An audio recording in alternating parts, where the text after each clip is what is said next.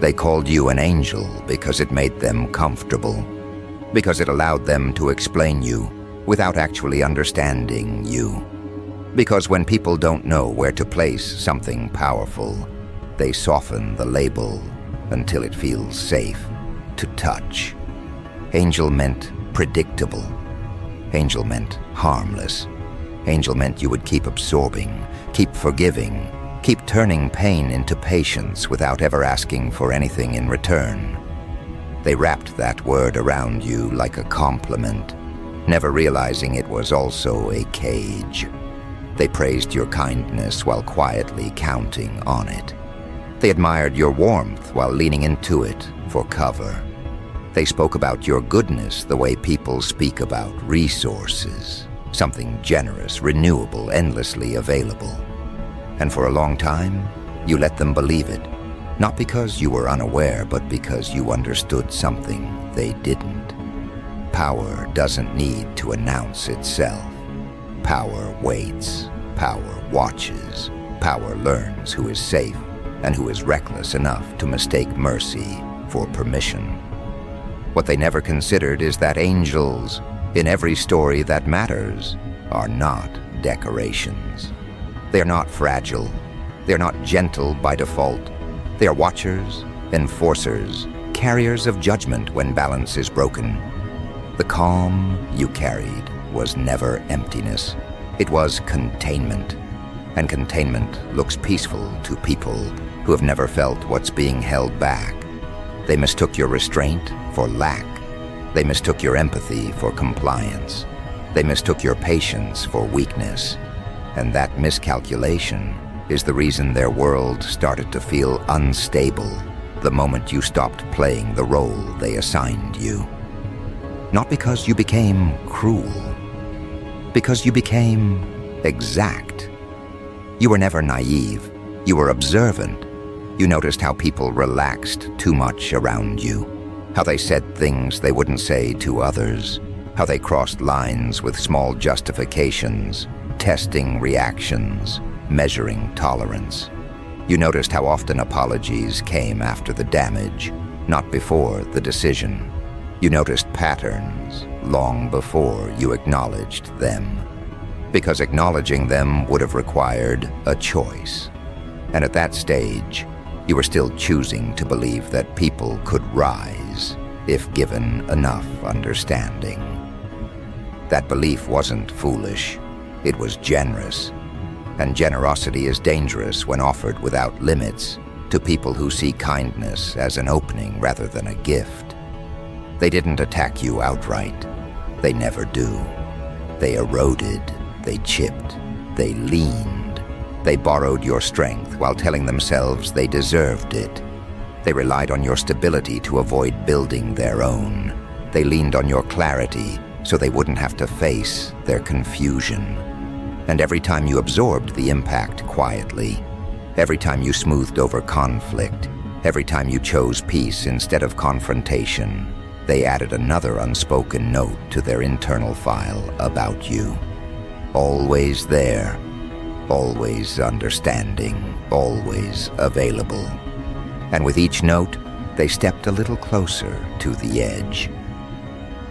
Here's the part they'll never admit to themselves. Your presence protected them. Your insight corrected trajectories they didn't even know were drifting. Your care softened consequences that would have crushed them otherwise. You were absorbing shock they never had to feel.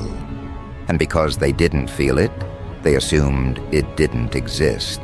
They assumed life was manageable on its own. They assumed they were stronger than they actually were. And that assumption made them careless with the one person quietly holding the structure together. You didn't snap. That fantasy belongs to people who want to feel important in your story. You didn't raise your voice or create scenes that could be used later as justification.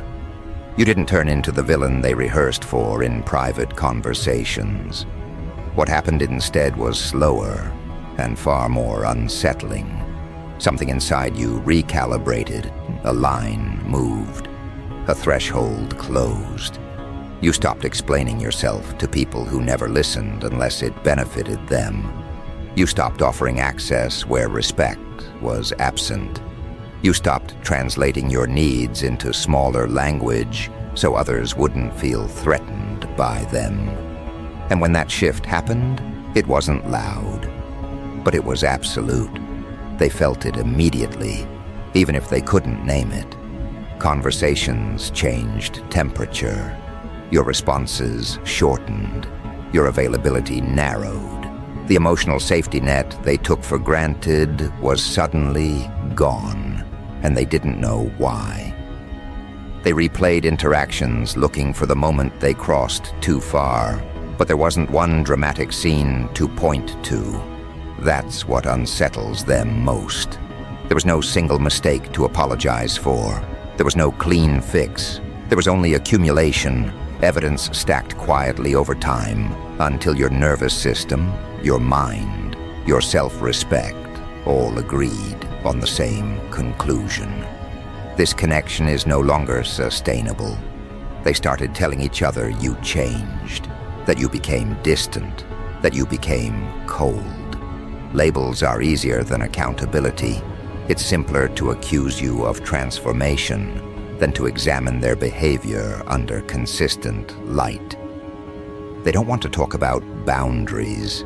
They don't want to talk about respect. They don't want to talk about how many times you were expected to be flexible while they remained rigid.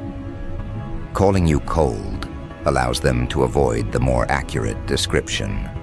You became clear, and clarity feels hostile to people who benefit from confusion. What scares them isn't that you pulled away. It's how calm you were when you did it. There was no desperation to be understood, no urgency to repair, no need to win. That calm signals something final. It tells them you didn't act from emotion. You acted from decision. And decisions, once made at that level, don't reverse because someone feels uncomfortable with the outcome. They can argue with feelings. They can negotiate reactions. They can wait out moods. They cannot bargain with someone who has already finished the internal math. They are slowly realizing that your goodness was never a blank check. It was an offering that required mutual care. And when that care was absent, the offering expired. They are realizing that the warmth they miss wasn't automatic. It was a response. It was something you chose to generate in environments where it was respected. And now that it's gone, they feel exposed. Not because you harmed them, but because they are finally standing in the reality you buffered them from. This is where the misunderstanding deepens. They think your shadow appeared recently. They think something dark entered you. They think pain turned you into something else. They are wrong. The shadow they sense now was always there. It's the part of you that sees clearly, the part that doesn't flinch from truth, the part that understands consequence. You kept it restrained because you believed connection mattered more than control. But restraint is not erasure, and once restraint is no longer justified, what was contained becomes visible. Not explosive, visible. Your shadow doesn't destroy. It exposes. It highlights inconsistencies. It removes access. It withdraws support without announcement. And that terrifies people who relied on you without ever securing their place in your life through consistency and respect. They're discovering that losing you isn't dramatic. It's disorienting. Life feels heavier. Decisions feel riskier. Problems feel sharper. And they don't know how to articulate why, because admitting the truth would mean admitting how much of themselves was propped up by someone they treated as expendable. You are not watching them struggle with satisfaction. That's not your nature. But you are also no longer intervening. You are no longer stepping in to soften landings that aren't yours to manage. And that absence is doing what confrontation never could. It's allowing reality to respond without your interference. It's allowing people to meet the results of their own patterns. And deep down, they know it's fair. That's the part that keeps them awake, not guilt, recognition. They remember moments now with a different lens, things they brushed past, words they dismissed, boundaries they ignored because you didn't enforce them loudly. They are connecting dots too late. And while they replay, you are building. You are redirecting energy that was once spent maintaining imbalance into something aligned. Your focus has shifted from managing others to protecting what you're creating. And that shift is irreversible. They used to think your presence meant safety. Now they realize it also meant accountability. You reflected back what was possible. You represented a standard they never committed to meeting. And instead of rising, they tried to lower you. Instead of learning, they tried to lean. Instead of protecting the connection, they exploited its generosity. And when exploitation meets awareness, access ends, not as punishment, as correction. They will try to reframe the story. They will search for angles where they are misunderstood or unlucky or wronged. That's how they survive discomfort. But the narrative doesn't need your participation anymore. You're not invested in being seen correctly by people who benefited from seeing you incorrectly. You are invested in coherence, in alignment, in building a life that doesn't require you to shrink parts of yourself to maintain proximity. This is where the truth they avoid begins to surface. You were never just kind. You were disciplined. You were never just patient. You were perceptive. You were never just forgiving. You were choosing peace until peace required self-erasure. And when that line was crossed, something ancient and precise stepped forward. Not anger, authority, the kind that doesn't need validation. They sense it now. The thing they labeled angel was only half the equation. The other half was always there, watching, learning, waiting for the moment when remaining gentle would mean becoming complicit in your own diminishment. That moment passed quietly, and with it, the version of you they relied on without earning. What followed wasn't withdrawal out of spite. It was repositioning, the kind that happens when someone finally understands their own weight and refuses to carry anyone who keeps pretending it's light. You didn't announce it. You didn't explain it. You didn't demand recognition for the shift. You simply stopped offering access where respect was missing, and that absence began doing work words never could. At first, they assumed it was temporary, a phase, a mood.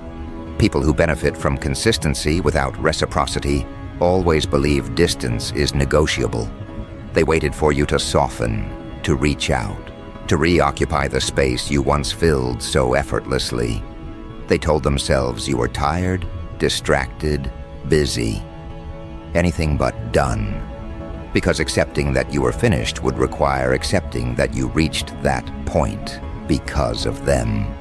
And that's a weight most people refuse to carry. So they waited. And while they waited, life began to press harder. The problems you used to absorb started landing directly on them. The confusion you once clarified, they stayed unresolved. The emotional support they borrowed freely was no longer available on demand. And slowly, discomfort replaced confidence. They started noticing the difference in how rooms felt without you. Not in a dramatic way, in a subtle one. Conversations lost depth. Decisions felt less grounded. Tension lingered longer. They felt exposed without knowing why. Because you were never just present. You were regulating energy. You were stabilizing dynamics. You were holding standards quietly by embodying them. And when that embodiment left, What remained had no reference point. People who never built internal structure felt it first. They struggled the most. They reached outward for something to lean on and realized the place you used to stand was empty. This is where the rewriting begins. They look back and start editing memory. They minimize what you gave. They exaggerate what they think you took. They search for moments where they can paint themselves as patient, generous, misunderstood. This isn't malice, it's self-preservation. Their identity depends on not being the kind of person who drains someone like you. So they tell stories that soften edges, that blur responsibility, that make your decision seem sudden rather than cumulative. But those stories don't sit well with them. They don't fully believe their own versions. And that internal friction shows up in restlessness, irritability, distraction. Something is unresolved, and they can feel it. They also start comparing, quietly. They watch how others respond to you now, how your energy is focused, how your presence is deliberate, how you invest differently. And they realize something unsettling. You didn't stop being generous. You became precise. You didn't stop caring. You redirected care toward environments that could hold it without collapsing. That realization stings because it confirms what they tried to deny. The distance wasn't random, it was selective. And that selectivity feels like judgment, even when no words are spoken. What they don't understand yet is that your decision wasn't about them at all. It was about coherence. About living without contradiction, about aligning your actions with the truth your body learned through repetition. You reached a point where continuing to show up required you to override your own signals. And once someone learns to trust those signals, ignoring them becomes impossible. The cost is too high, the dissonance too loud. So you adjusted. An adjustment always looks like rejection to people who expected permanence without responsibility. They replay interactions now, searching for the exact moment everything shifted. They think it must have been something specific they said or did. They want a single scene they can isolate, but there isn't one. That's the part that unsettles them most. The shift wasn't triggered by a moment. It was triggered by consistency. By patterns repeating after being addressed, by apologies followed by the same behavior, by promises made to ease tension rather than to initiate change. You didn't leave because of one betrayal. You left because you understood the structure you were standing in was never going to change, no matter how much effort you poured into reinforcing it. While they analyze the past, you are adjusting to a new internal quiet. Not the absence of sound, but the absence of strain. Your nervous system is recalibrating to an environment that doesn't require constant vigilance. Your mind has more space. Your decisions come easier. You notice how much energy was previously spent anticipating reactions, managing expectations, smoothing edges that weren't yours to smooth. That energy is returning to you now, and with it comes clarity about what you will never normalize again. They sense this clarity when they encounter you, even indirectly. There's a steadiness that wasn't there before. Not softer, stronger, more contained. You're not performing warmth to make others comfortable. You're not adjusting tone to avoid discomfort. You're present as you are, and that presence creates a contrast they can't ignore. They feel measured without being measured, assessed without being assessed. Because when someone knows their own boundaries, everything else reveals itself automatically. Some of them feel anger toward you. That's inevitable. Distance threatens entitlement. They feel wronged because they lost access without consent. They feel abandoned because they never acknowledged how much they were taking. They frame your choice as disloyalty, coldness, arrogance. Those labels help them avoid the deeper truth. That you stayed longer than you should have. That you gave more than was sustainable. That you left only after understanding that staying would mean betraying yourself. Anger is easier than humility, so they choose anger. Others feel something closer to regret, not the kind that leads to change, but the kind that lingers. They recognize that you were rare, that your presence made life easier in ways they never fully appreciated. They realized that the ease they enjoyed wasn't accidental. It was cultivated by someone who cared deeply and worked quietly. Losing that feels like losing a safety net they assumed would always be there. And the realization that it's gone permanently sits heavy. They will attempt contact, carefully at first. Casual messages, indirect references, shared memories. Anything that tests whether the old door still opens. They won't address the real issues, not yet. They'll lead with familiarity, hoping emotional history will override your clarity.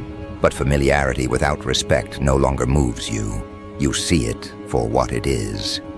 A reach for comfort, not accountability.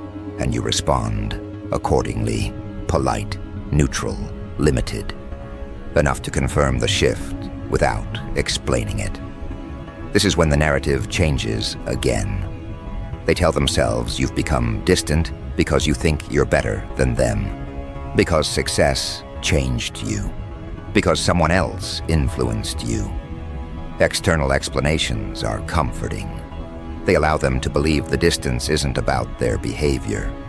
But none of those explanations stick, because deep down, they know the truth.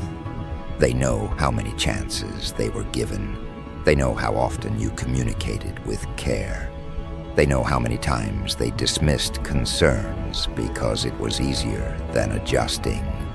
And that knowledge sits beneath every excuse, quietly undermining it. You don't engage in correcting their story. That's another thing they struggle to understand. You don't defend yourself. You don't clarify. You don't seek to be seen accurately by people who refuse to see you when it mattered. That choice unsettles them more than confrontation ever could, because it signals something final. It signals that their opinion no longer holds weight in your internal economy, and losing relevance feels worse than losing connection. What's happening beneath all of this is simple.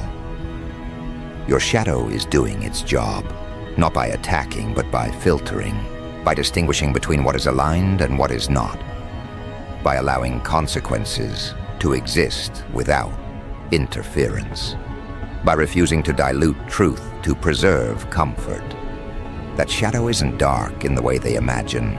It's discerning, it's protective, it's loyal to your well-being in a way your previous self struggled to be. And once that loyalty is established, it doesn't waver.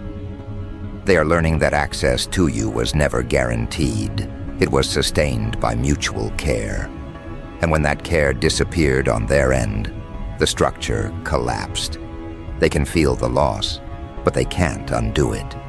Because undoing it would require becoming someone capable of holding you without exploiting you. And that kind of change doesn't happen in response to loss. It happens in response to truth. A truth they avoided for too long. As time passes, the distance becomes normalized. They stop reaching out as often. Not because they've healed, but because the absence has settled into reality. You become a reference point rather than a presence, someone they think about occasionally, usually when something goes wrong, someone they mention in passing, often with a tone that blends admiration and resentment. You occupy a strange space in their mind, proof of what they had access to once, evidence of what they lost by refusing to grow. Meanwhile, your life continues to organize itself around alignment. New connections form differently, slower, more intentional. You don't rush intimacy, you observe consistency. You notice how people respond to boundaries. You pay attention to whether respect shows up without being requested. And because you're no longer overextending, you have the capacity to notice these things clearly. You're not distracted by the urge to fix or save or carry. You're present. They notice your steadiness from afar, the way you move without explaining, the way you build without broadcasting, the way you no longer seek approval. And that steadiness feels threatening to people who rely on chaos to avoid accountability. They don't know how to approach you anymore. The old scripts don't work. The old leverage is gone. You're not angry enough to manipulate and not needy enough to exploit. You exist outside their strategies now.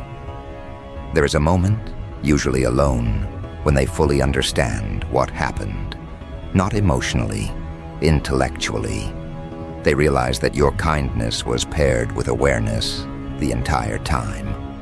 That you weren't unaware of what they were doing. You were simply giving them space to choose better. And when they didn't, you chose yourself. That realization doesn't come with relief. It comes with something heavier. Acceptance. They accept that you are no longer available in the way you once were. That the version of you who absorbed without limit is gone. That what remains is someone who values precision over generosity, truth over harmony, alignment over proximity. And that acceptance marks the end of their confusion. There's nothing left to analyze, nothing left to fix. Just a quiet understanding that a door closed because it needed to. You don't feel victorious. You feel grounded. You don't feel vengeful. You feel intact. The power you stepped into doesn't require witnesses.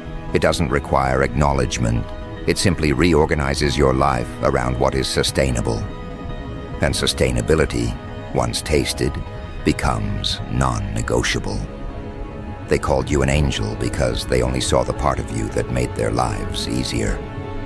They never learned what existed beneath that. And now, as the distance holds and the implications deepen, they are beginning to understand that what they lost wasn't softness. It was protection. It wasn't warmth. It was structure. It wasn't generosity. It was discernment disguised as mercy. And as that understanding settles, something else begins to form, something that will become impossible for them to ignore as time moves forward, and the contrast between who you've become and what they remain grows sharper, heavier, more undeniable, leading directly into the final realization they've been avoiding all along. That realization is simple, but devastating. You were never meant to stay. You were never meant to carry them indefinitely. You were the measure they failed to rise to, and now that measure stands outside their reach, unchanged, unmoved, no longer available for comparison or comfort. This is the part where their defenses stop working, where distraction loses effectiveness, where excuses thin out and repetition exposes itself. They begin to feel the full weight of your absence not as loss, but as exposure.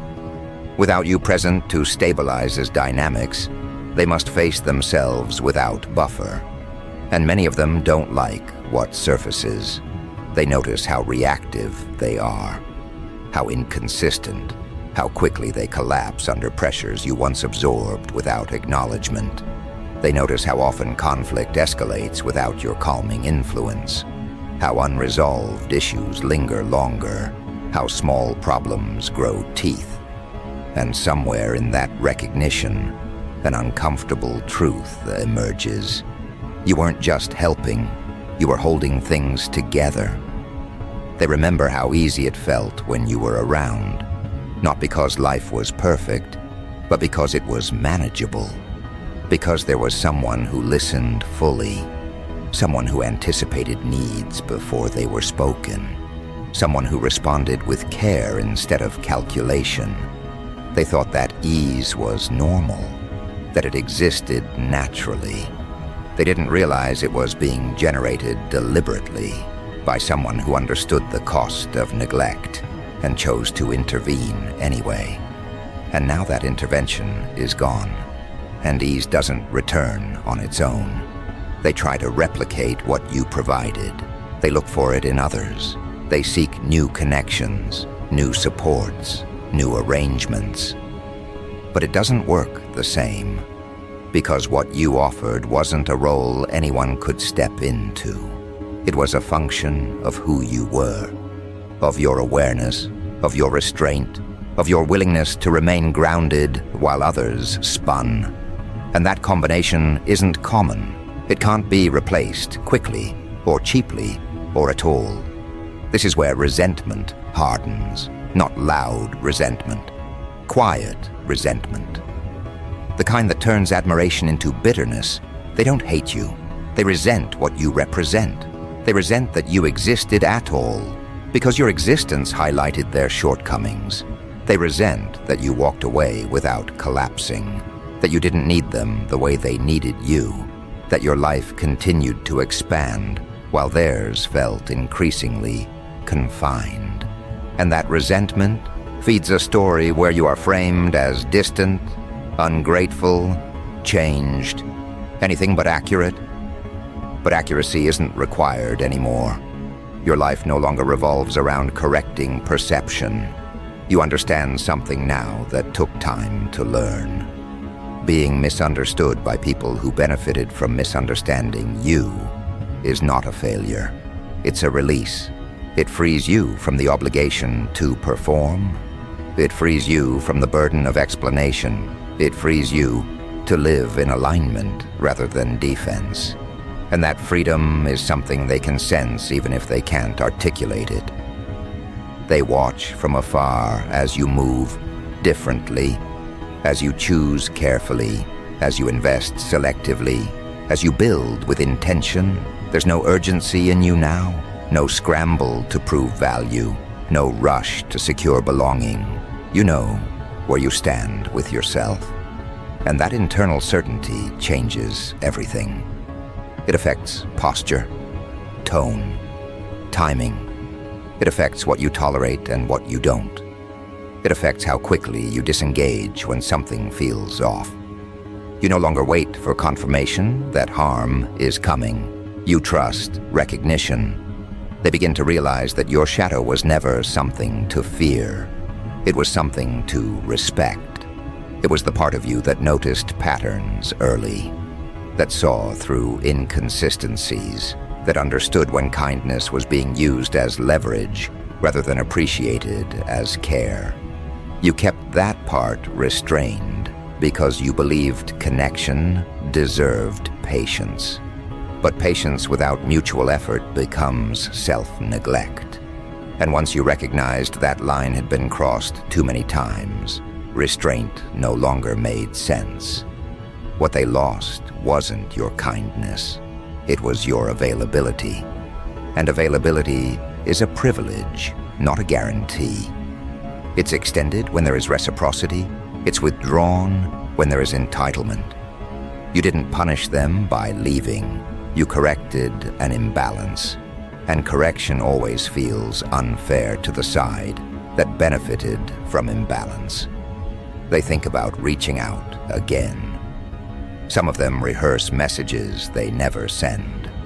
Others send them and receive polite distance in return.